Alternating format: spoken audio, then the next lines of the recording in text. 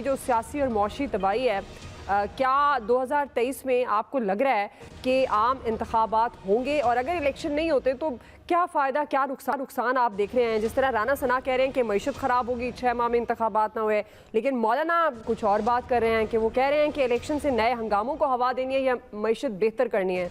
तो आप मुझे पता है आप कहेंगे मैं कोई पेश गोई तो नहीं कर सकता, लेकिन जाहिर है हालात भी तो है ना जो बता सकते हैं कि 2023 में आप इंतखाबात देख रहे हैं या नहीं। अब दुआ प्रेडिक्ट करने लग गई हैं, अच्छी बात है। मैं समझ गई हूं ना। सवाल लिखा हुआ है हाँ, ये जो अभी हेडर पे लिखा हुआ है ना, क्या 2023 में जनरल इलेक्शन होंगे, और अगर हम इसको जट की जुबान में कहें तो हम कहेंगे जनरल इलेक्शन होंगे या नहीं होंगे, यानी नून जो है ना पहले और बाद में लग जाता है। तो इसके फ़र्क को समझने की बस ज़रूरत है, क्योंकि आइन कानून पढ़ी लिखी किताबें आपने अप्रैल में मार्च में 90 दिन के अंदर इलेक्शन करा लिए, फिर 14 मई को भी करा लिए, और वो आइन सिर्फ पंजाब में ढूंढा सबने मिलके जोर लगा के कि 90 दिन और सिर्फ पंजाब में। केपी तो पाकिस्तान का हिस्सा ही नहीं था ना, आइन ने पाकिस्तान से लपेट के एक सफ़ा साइड पे कर दिया कि जी ये जो है ना ये पंजाब के अलावा बाकी पाकिस्तान नहीं है, भाई सारा पाकिस्तान है। तो जब जोर लगा लिया और कुछ नहीं हुआ तो फिर मिन्नत तरला कर लें, जैसे अब मौलाना फजलुर रहमान से भी मिलने जा रहे हैं, क्योंकि अब आपके पास और तो कुछ रहा नहीं। अपने साथियों पे, अपने वकीलों पे, किसी पे आपका भरोसा नहीं रहा, क्योंकि पहले आप चले थे वो जो बीच में मिक्स इदारा जाती रिपोर्ट्स आपको मिलती थी कि जी ये कर देंगे और वो कर देंगे, बस अब आपने ये करना है, अब आपने आर्मी चीफ फलाने को लगवाना है और अब आप पहुँच जाएँ 26 नवंबर के बाद। ठीक है, फिर जेल भरो तहरीक का जो पिछले कल भी मैं कह रहा था नुकसान कराया कि आधे लोग तो वैसे ही घबरा गए, और जो गए अंदर उनमें से सिवाय घबराए बगैर, यानी जिनकी आमद पे इतला थी कि वो बाकायदा प्रेस टॉक करेंगे और की और घर चले गए। यानी ये भी एक बड़ी खबर होती है ना कि एक वो एमपीए का कैंडिडेट था, वो कर्नल साबिर, राजा साबिर, वो निकला और दोबारा पकड़ के ले गए।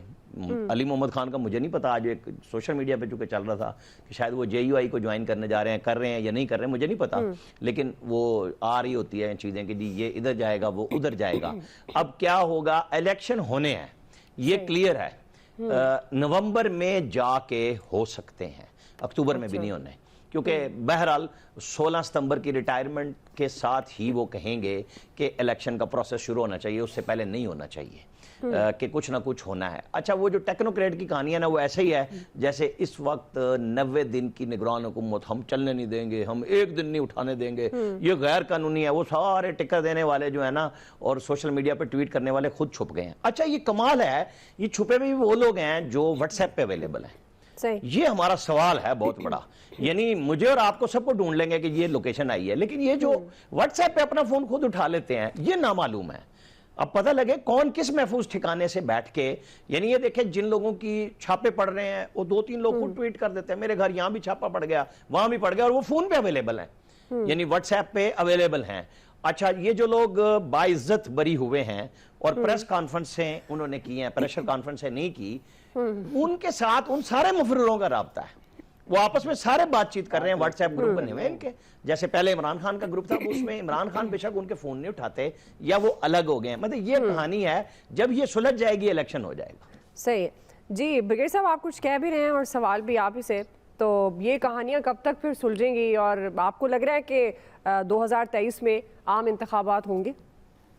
देखें दुआ, मेरी जो अपनी एनालिसिस है मैं ये कहता हूँ कि जो इस वक्त मुल्क के सियासी हालात हैं, इकॉनमी के हालात हैं, इसके लिए इस वक्त जितनी अनसर्टनिटी है, ये जितनी जल्दी दूर होगी उतने मुल्क के लिए बेहतर होगा। और उसके लिए जो भी अवाम की मैंडेटेड गवर्नमेंट आती है, अक्टूबर में इलेक्शन होते हैं, आई थिंक जो टाइम मुकर्रर है जो आइन के मुताबिक है उसमें अगर इलेक्शन होते हैं और उसके बाद वो जो हुकूमत आती है 5 साल हुकूमत करती है, अवाम के मैंडेट से they can take certain bold decision, और फिर स्टेबिलिटी से दुनिया को भी तसल्ली हो जाएगी, जो जिन्होंने लोन देने हैं उनको भी तसल्ली हो जाएगी, IMF वर्ल्ड को भी हो जाएगी, और मुल्क का कारोबार चल पड़ेगा।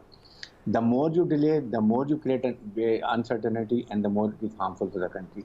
This is what is exactly my analysis. इसलिए हुकूमत को कम अज़ कम इस मौके पर आना सलाम स्टेटमेंट थी कि मौलाना फजलुर रहमान को मैंने कभी भी उनको नहीं किया कि उन्होंने पाकिस्तान के लिए कोई अच्छा काम किया। हर वक्त एक चेयरमैन PTI, एक मौलाना फजलुर रहमान, इन्होंने ये 4 साल में सबको मुल्क तबाही की तरफ लेके गए। इसलिए कि मैंने कभी उनको नहीं देखा कि मुल्क के लिए बात करें, अपना जाती मफाद, अपने पार्टी का फायदा एक हमजुल्फ, एक दामाद, एक बेटा, एक ब्रिगेडियर ये साहब ने लोग जापान आपके- जर्मनी इकट्ठे कर दिया आज।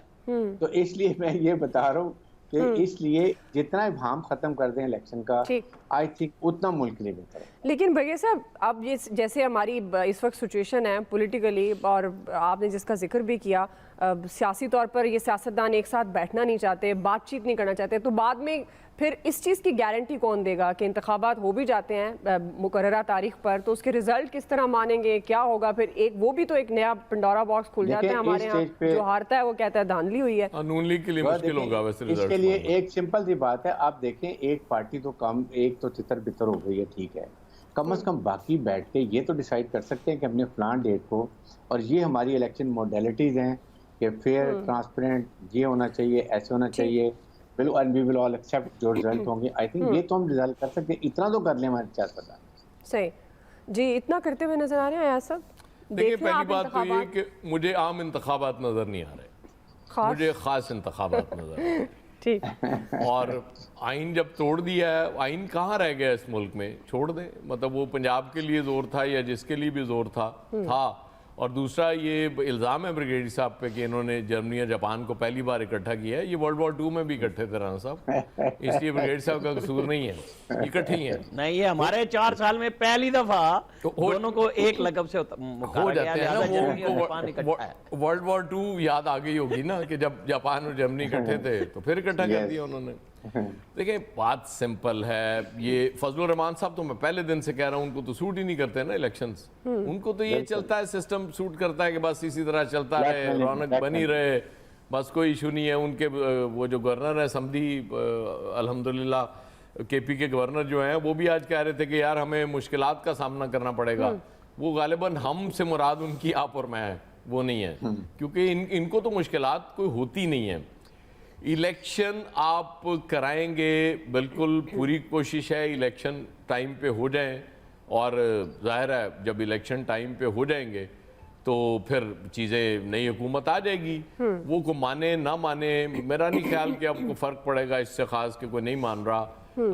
उसकी वजह कि फ्यूचर में शायद कुछ और चीज़ें आपको नज़र आ रही हों। क्या सर? इस वक्त जो मुश्किल में है, हो सकता है वो मिलके एहतजाज कर रहे हों फ्यूचर में, क्योंकि हालात मुझे पीटीआई के तो अच्छे है ही नहीं। एक ट्रक तो दोनों का नसीब है। मुझे नून लीग के भी हालात, सच्ची बात है, अच्छे नहीं लग रहे। सही है, तो आप भी समझते हैं प्राइम मिनिस्टर बिलावल भुट्टो बनने इनको जो भी हो, लेकिन आम की बात आप ना करें, फिर मुझे छोटे कायदे याद आ जाते हैं, वो जिस तरह से आम पेश किए उन्होंने जाके। नहीं, वो सिंदड़ी और लंगड़े आम की बात हो रही है। तो भैया तैयब उर्दवान अच्छा, साहब वैसे को सर सोशल मीडिया पे मीम्स वालों ने भी कमाल नहीं, किया हुआ है। उनको बताना पड़ा कि मैं सिर्फ मियां अली नहीं, बेगम साहब वाली भी लेके आया। आप ये देखें ना उनका कमाल, वही, कि वरना इसी हो के मैं सकता है जिक्र वो कर रही तैयब उर्दवान अकेले खा जाते सिंदड़ी सारे। लाए हो या लंगड़ा लाए हो? तो इनको ये भी बता, वो ये तो खैर मीम है ना, वो लंगड़ा तो वो उनको चाहिए था वैसे जरूरी। अगर लंगड़ा पूछते तो वो इसका मतलब है बहुत इंपॉर्टेंट है आज भी उनके लिए, इसलिए बेहतर है कि वो सर, ये ना ही डालें उनके आमों मुंह के में। सीजन भी तो होते हैं ना। नहीं, जिनके लिए है उनके लिए तो है ना।